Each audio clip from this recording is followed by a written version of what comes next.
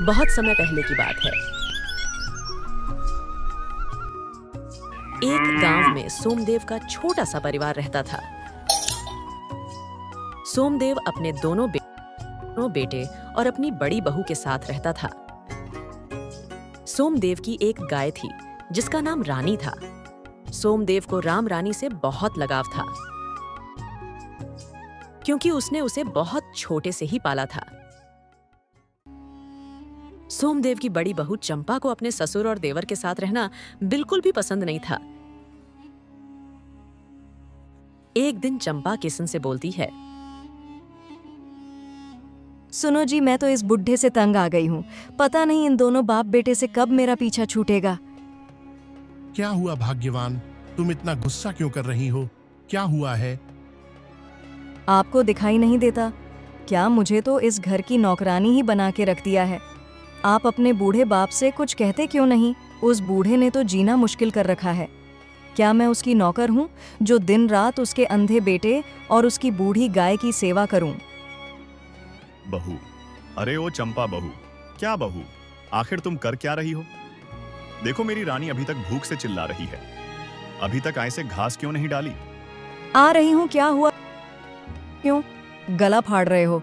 थोड़ी देर के लिए शांति नहीं रख सकते क्या? क्या बहू, आखिर तुम कर क्या रही हो? देखो मेरी रानी अभी तक भूख से चिल्ला रही है। अभी तक इसे घास क्यों नहीं डाली? अरे इतनी ही फिक्र है तो खुद ही क्यों नहीं घास डाल लेते? अरे बेटी, मेरे इस बूढ़े शरीर में इतनी ही शक्ति होती तो मैं तुमसे कभी नहीं कहता। मैं बूढ़ा हो चुका हूं। धीरे धीरे शरीर साथ छोड़ रहा है। तुम बूढ़े हो तो मैं क्या करूं? मुझसे पूछकर बूढ़े हुए थे। क्या तुम मुझे इतना परेशान क्यों करते हो? बहू, मैंने तो सिर्फ तुम्हें घास डालने को बोला। तुम मुझे इतनी बातें क्यों सुना रही हो? और किशन कहाँ है? क्या हुआ पिताजी, सुबह सुबह चंपा पर क्यों बरस रहे हो? अरे नहीं नहीं बेटा, मैं कहाँ गुस्सा कर रहा हूँ। मैंने तो बस चंपा से बोला कि रानी को घास डाल दे, लेकिन वह तो मुझे ही सुनाने लगी। तभी वहां सोमदेव का छोटा बेटा लखन आता है। लखन जन्म से ही एक आंख से अंधा था।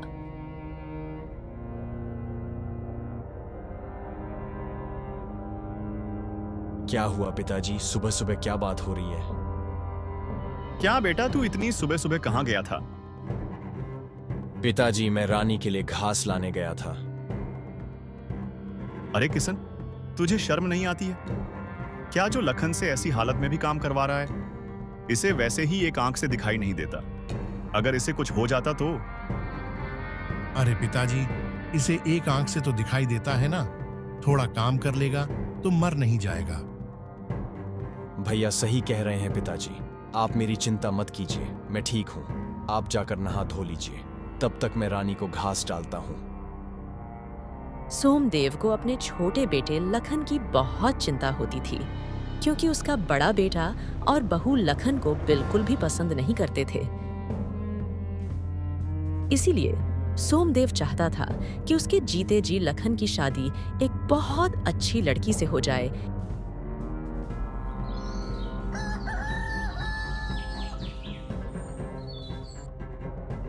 एक दिन सोमदेव अपने पुराने दोस्त के घर जाता है।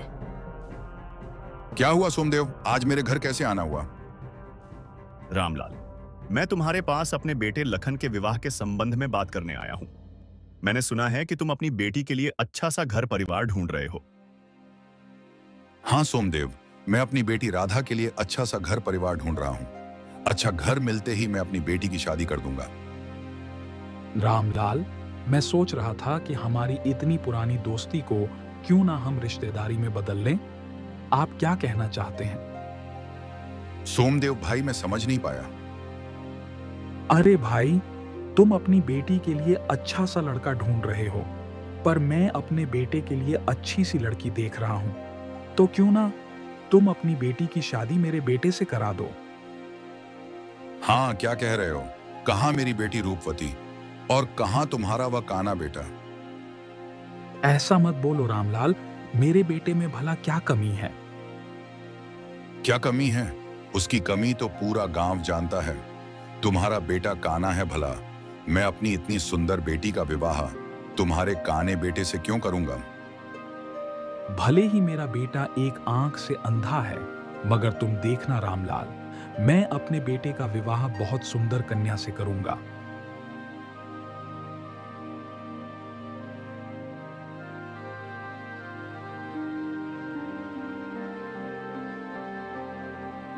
क्या हुआ पिताजी? मैं कुछ दिनों से देख रहा हूं आप बहुत परेशान हैं। कोई बात है क्या?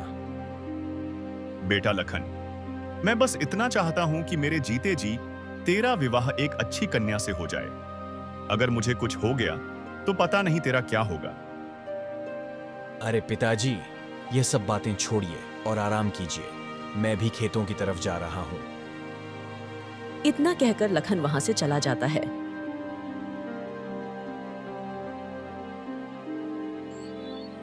फिर रात के समय क्या हुआ भाग्यवान, आज इतनी खुश क्यों दिख रही हो? अरे आज तुम्हारे पिताजी और लखन की बातें सुनी थी मैंने। तुम्हें पता है आज वह तुम्हारे कौन है भाई के लिए लड़की देखने गांव में गए थे। अरे इस काने को अपनी बेटी कौन देगा भला? मुझे तो बस उस दिन का इंतजार है जब तुम्हारे पिताजी का देहांत हो जाएगा और तुम्हारे छोटे भाई को हम नौकर बनाकर रखेंगे।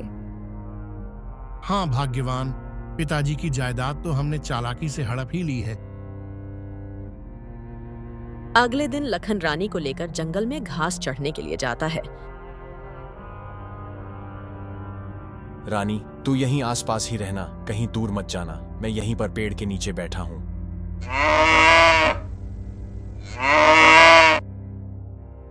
लखन पेड़ की छाव में आराम कर ही रहा होता है, तभी उसे किसी औरत के रोने की आवाज सुनाई देती है।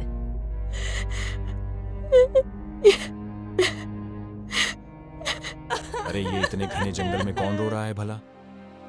लखन ने जंगल के भीतर जाकर देखा, पेड़ के नीचे बैठी एक औरत रो रही थी।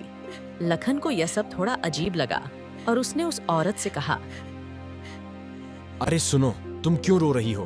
तुम कहाँ रहती हो और तुम्हारा नाम क्या है? मेरा नाम मीरा है। मैं यहीं पास में एक झोपड़ी में अपनी बूढ़ी दादी के साथ रहती थी। मेरे माता पिता बचपन में ही मुझे छोड़कर चले गए थे और अभी कुछ दिन पहले मेरी बूढ़ी दादी भी मुझे इस दुनिया में अकेले छोड़कर चली गई। अब मैं बिल्कुल अकेली हो गई हूँ। मुझे यह अकेलापन अंदर ही अंदर खाए जा रहा है। अब मैं भी जीना नहीं चाहती हूँ। मगर तुम कौन हो और यह तुम्हारी आंख को क्या हुआ? मेरा नाम लखन है। मैं यहाँ पास के ही गांव में रहता हूँ। मैं जन्म से एक आंख से अंधा हूँ।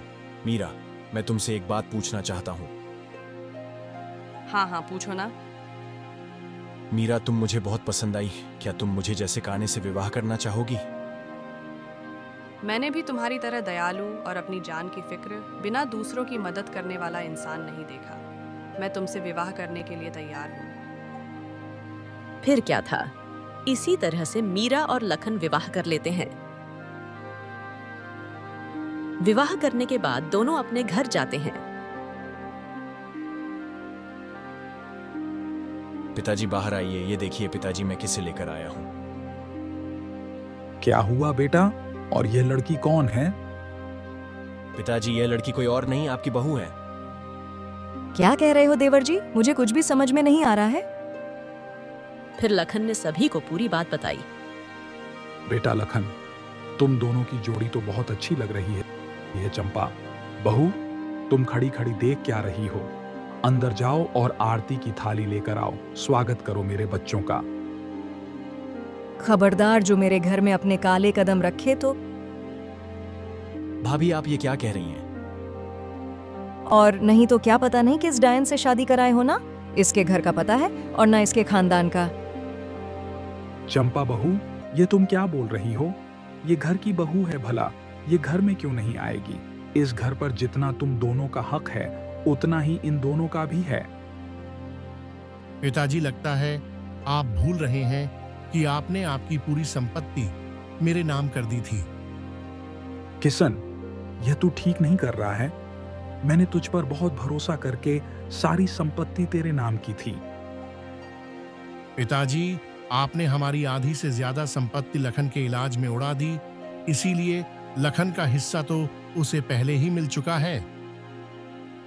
लेकिन भैया बस कीजिए, आप लोग अब झगड़ा मत कीजिए और चलिए यहाँ से। लखन बेटा, मैं भी तेरे साथ चलूंगा। अब मैं एक पल भी इस घर में नहीं रह सकता। भैया कम से कम पिताजी की उम्र का तो लिहाज कीजिए, कम से कम उन्हें तो रख लीजिए। नहीं नहीं, अब ये बोलेगा तो भी मैं यहाँ नहीं रुकूंगा। हाँ हाँ जाओ ना, वैसे भी तुम लोगों को यहाँ रोकना कौन चाहता है। भैया मुझे आपसे कुछ भी नहीं चाहिए, बस मुझे हमारी रानी को दे दीजिए। पिताजी ने उसे बहुत छोटे से पाला है, उन्हें बहुत लगाव है रानी से। हाँ हाँ, इस बूढ़ी गाय को भी अपने साथ ले जाओ। वैसे भी तुम लोगों के जाने के बाद इसकी देखभाल करेगा भी कौन।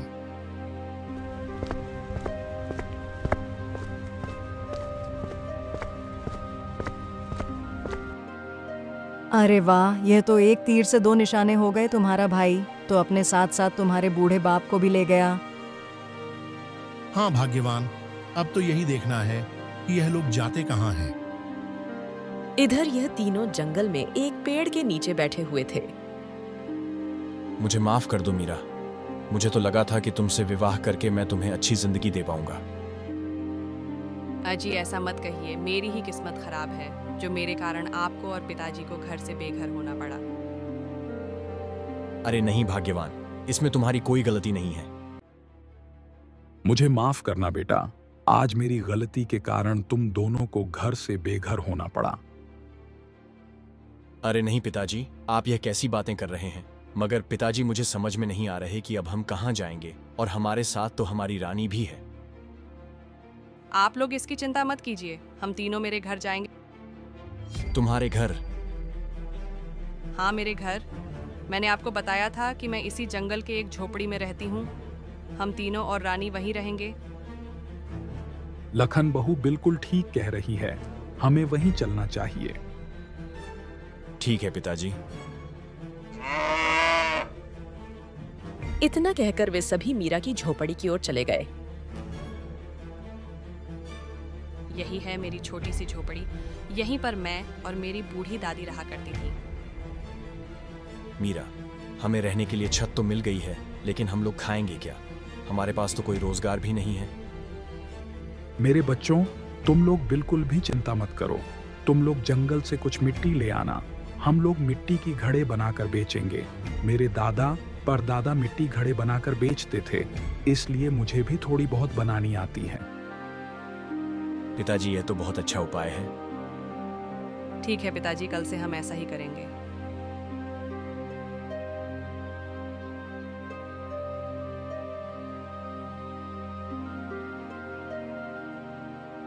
फिर अगले दिन मीरा और लखन बहुत सारी मिट्टी जंगल से ले आए और सोमदेव उनकी मिट्टी के घड़े बनाने लगा।